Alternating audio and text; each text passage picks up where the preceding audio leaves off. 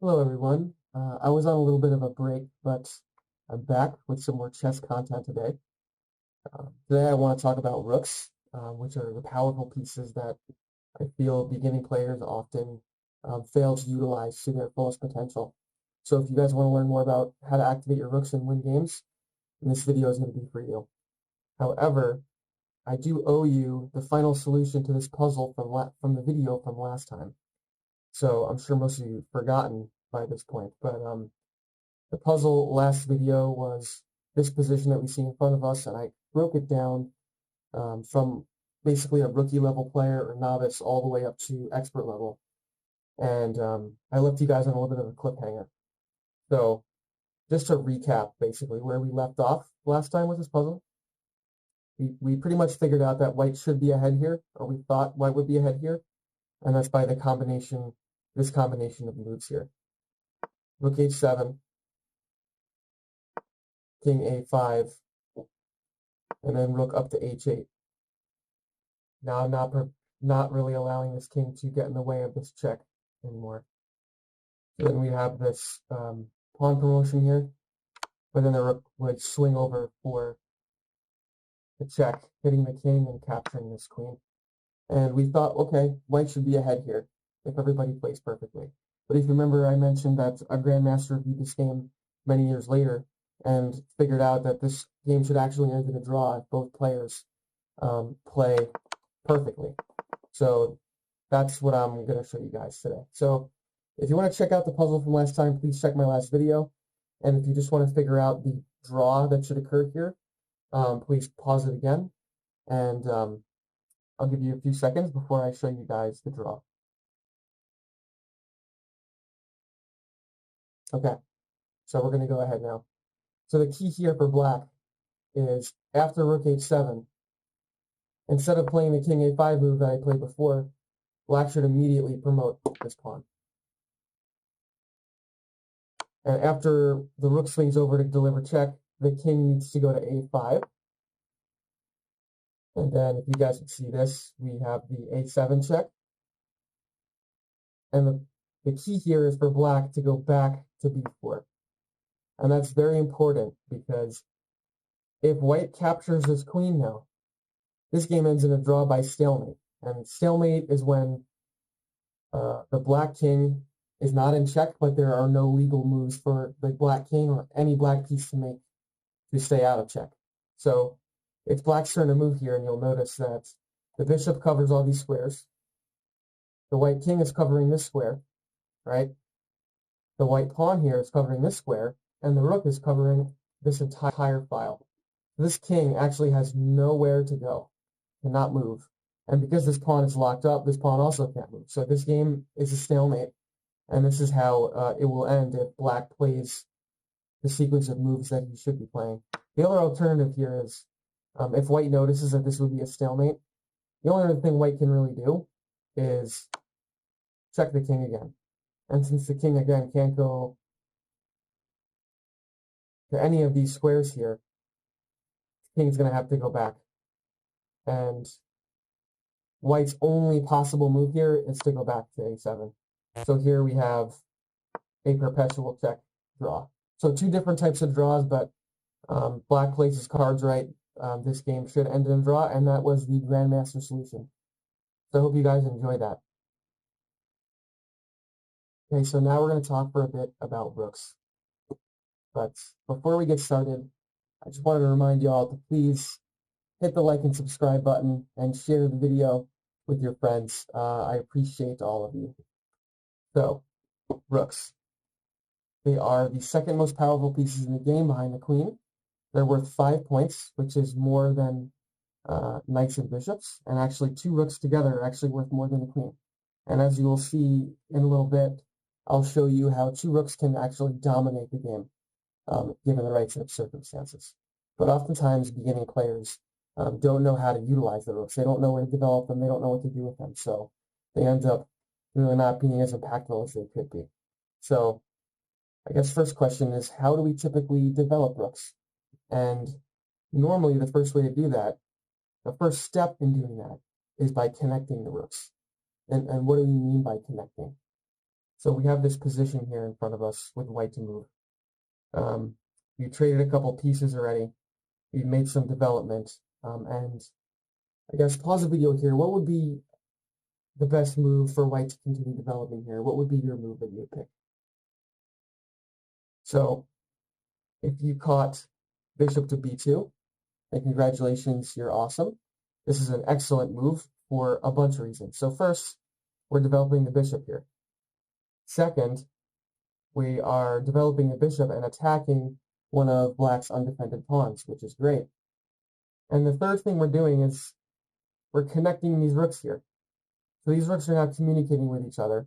They're defending each other, and they now have total freedom, mostly freedom to move across this board here, anywhere from F, E, D, C, B, A files. So very powerful move for white. So now that we've connected the rooks, the next question comes into play as well, where do we want to actually put these rooks on the back rank? What's the best place to put these rooks? So let's say black moves up their queen to defend this pawn here.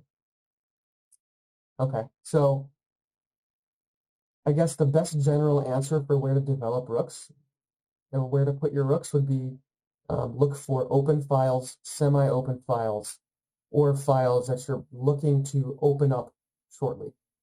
And that's some terminology that I'm throwing at you guys. So let's break down what those mean. So an open file is a file where there are no pawns on either side on this file.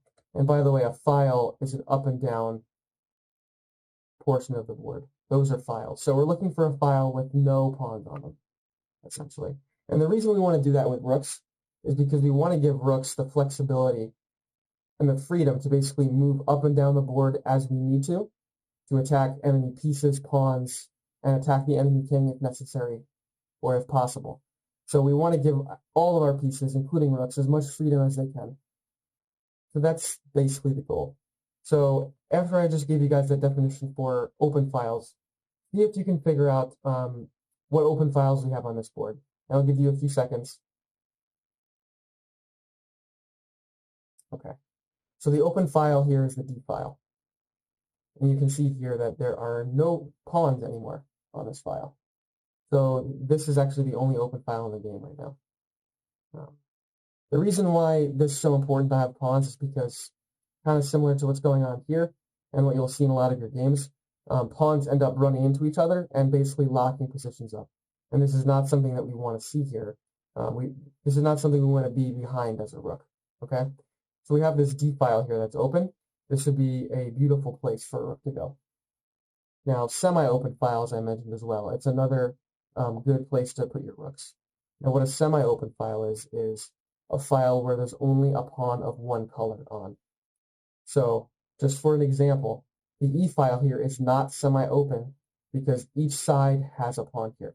And as I said, when you have both pawns on a file, oftentimes they lock each other up. And that's not something you want to see. So scan the board really quick again and see if you can find the only semi-open file in this game right now. And that file would be the B file here. So white has the only pawn on this file. Every other file, so the A file has these two. The C file has 3 pawns on it. D file is open, as we said before. E file's got 2 pawns, and the rest the same. There's pawns on both. So this is a semi-open file, and you'll notice that black already has developed his rook in this file, which is good. But this pawn is double defended here, so this pawn is not in danger of being captured right now. But white has to be aware that he has to keep protecting this pawn throughout, his next moves that he's going to be making. He can't be pushing these pawns forward and making this pawn vulnerable as it's under attack. Okay, so we went through semi-open files, open files, and we know that we want to put these rooks on the D file here. That would be the best case scenario for us. So another typical question comes in. Well, which rook do I move over here? Do I move the F rook over to D, or do I move the A rook over? So that really depends on the game, but just some general rules here, also general things that might help you if you can't decide. First of all, the D and the E files, which are the center of the board, we typically want to leave those open for both rooks to occupy if possible. So you'll notice if you move the F rook over here, then let's just do that. This A rook can no longer move to the E file. It's kind of cut off to these two squares here, which is not great. So that would lead us to want to move the A rook over. The other thing about this particular game that we're playing right here is that it doesn't look like this side of the board is going to see any action anytime soon. I wouldn't expect much to happen here. So in this case, it's definitely best to move the D rook over. It really depends on where you see action happening. You want to put rooks on files where there's going to be openings, there's going to be movement, because that gives them the most freedom to move across the board.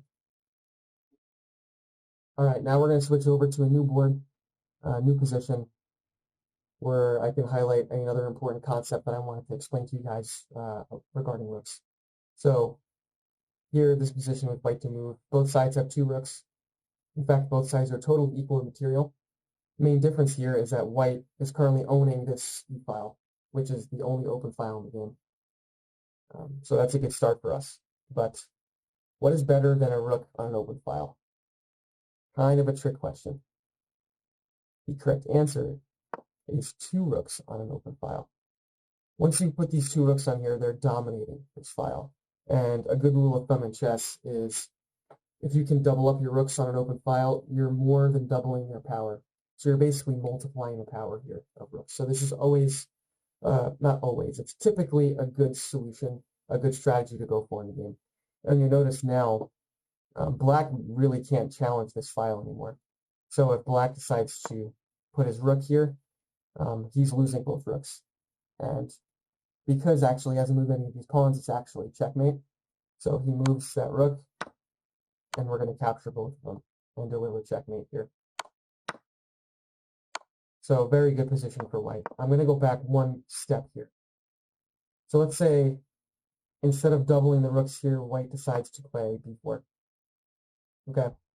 So now we're giving black the opportunity to own his file at this point. So now if black plays rook to e8, let's say recapture. Well, black's going to recapture, and when all this dust settles, look who's now owning this open file. So this is something we always want to be wary of. We want to own these, and we want to make sure that when everything clears and the trade is done, that we're the ones who are standing here. So maybe a better idea for white, if black plays this move, is actually to defend the rook here with rook to e1. So now if black takes, we are in position again. We're in a good position. Okay, so that's just a quick summary of that. And we move to another board where I explained to you probably the most important thing there is to know about rooks in endgames, and that is that they thrive on the 7th rank for white. This is where rooks want to be in endgames. And conversely for black, they want to be on one of these squares here. The reason for that, the main reason, is that rooks on the 7th rank, they often attack the pawns that haven't moved yet. And in addition, they often choke out this king and cut off this king from basically making his way into the game. And as some of you may know, when we get towards the end of the game, we want kings to be active participants. Kings become powerful pieces in the end of games. And if we can limit their mobility, that's a really big plus for us. So I'm going to show you guys a typical strategy here, a typical way that putting these rooks on the 7th rank is just dominates positions. So again, we are equal in material. Our rooks are way more active. 2 open files here. These rooks are very passive. So we're going to choose one of these rooks and we're going to put them on the 7th rank. F rook doesn't really work. King's guarding that square.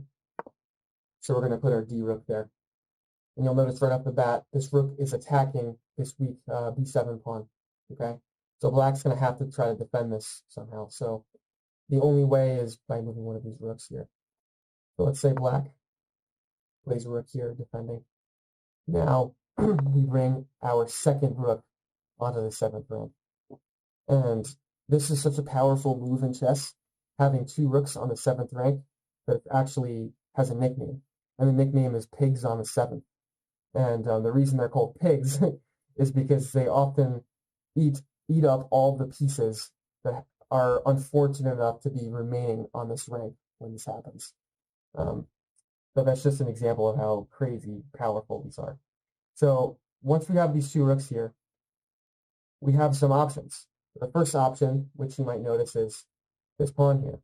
There's no way for black to add another defender to this pawn. Playing this move just loses the rook, so that's not an option. So one strategy we could employ here is just simply capturing this pawn. So let's say black plays a move here. So we've won a pawn. We've traded one of our rooks and we've won a pawn, and we're in position to possibly capture, more pawns here. But there's actually a better move here instead of capturing this pawn. So see if you can spot that. The better move would actually be capturing this g7 pawn. So once we have these rooks connected here on the 7th rank, this king becomes totally harmless to us. The king cannot bother up the rooks on the 7th rank, so this is not really any threat to us. So let's say black makes another move here randomly. We're going to capture here. Or let's say actually a better move for black instead of moving this pawn, maybe playing rook here, creating another active rook for some counterplay for black. So let's say he does that. We're going to capture this pawn. And there's nothing that black can do about it. He's just powerless. So say black moves here. Now we're in position to capture this pawn if we want. Now we're up 2 pawns because of this strategy here, putting our rooks on the 7th rank. Okay, but I'm going to go back one more time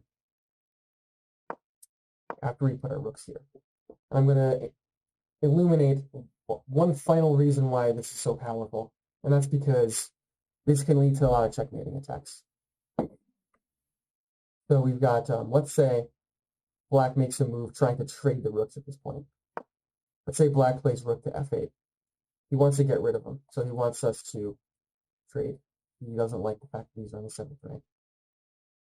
Try to see if you can find a great move for white here. This game, at this point, is actually lost for black. This game's over. So see if you can pause the video and figure out how to end this game for white. I'll give you a few seconds.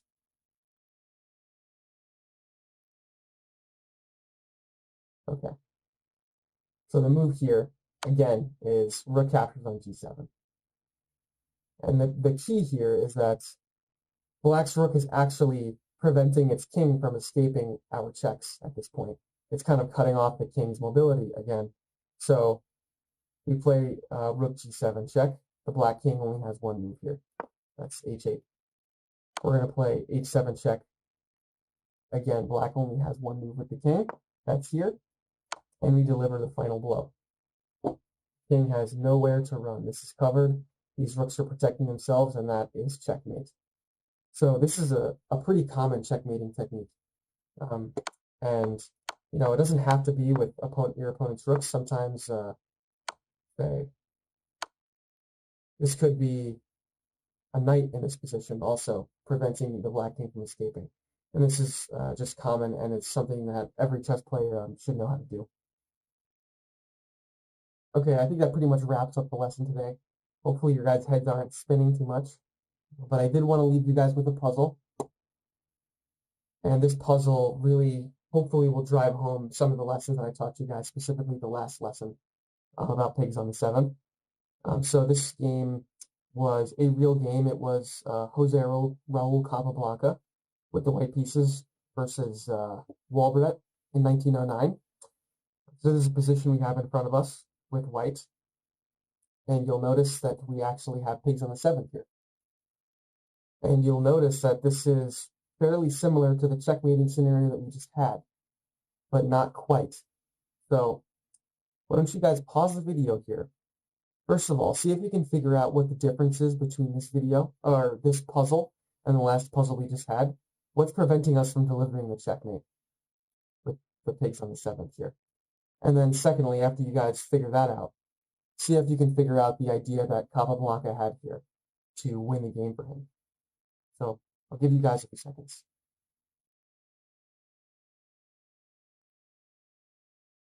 Okay. So the difference in this game is black's queen on h6. This queen is guarding both these squares, and both these squares are very important for us to deliver our checkmate. So black's rook here is blocking his king, and we need to be able to access these two squares without being captured in order to do this. And that's what Capablanca saw. So Capablanca's move here was a queen sacrifice, queen g5, and his opponent immediately resigned the game here. So the point is, like I just said, this queen is vitally important to maintaining black's safety here. This queen is undefended. So black is seemingly forced to capture here. And once black captures, we have the same exact sequence that we had before, with a series of checks that lead to checkmate. So that's why black resigned the game here. However, black actually had a saving grace here. He had a way to save this game that Capablanca found after the game was over.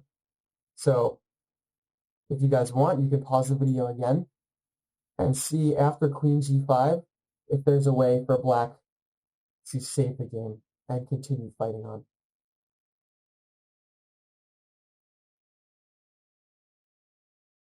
Okay. So the move here, hopefully if you guys were doing this, the first thing you should look for in positions like this are checks, because oftentimes they're lifesavers. So the actual solution here, or the way for black to save this, is to play rook e1 check. White king can't go here because black queen's already covering it. So white king only has one move, and black's going to rotate this rook around to h1. And now he's guarding this queen. So now let's say white captures the queen. Black's going to capture back, and now this rook is protecting the square. So now we do the same sequence. Well, we just basically lost the game for white. So that is a pretty tough thing to see, but I think the moral of the story here is never give up. If you're down in chess, always see if you can find a way to survive. And I mean, there is a way to survive here, and this is against Josero Capablanca, who is, by the way, one of the best players to ever play. So if you have a chance against him that you could possibly see, then there's going to be a lot of chances in your games too. So don't forget that, guys. All right. That wraps up the video for today. Hope you guys enjoyed, and I'll see you next time.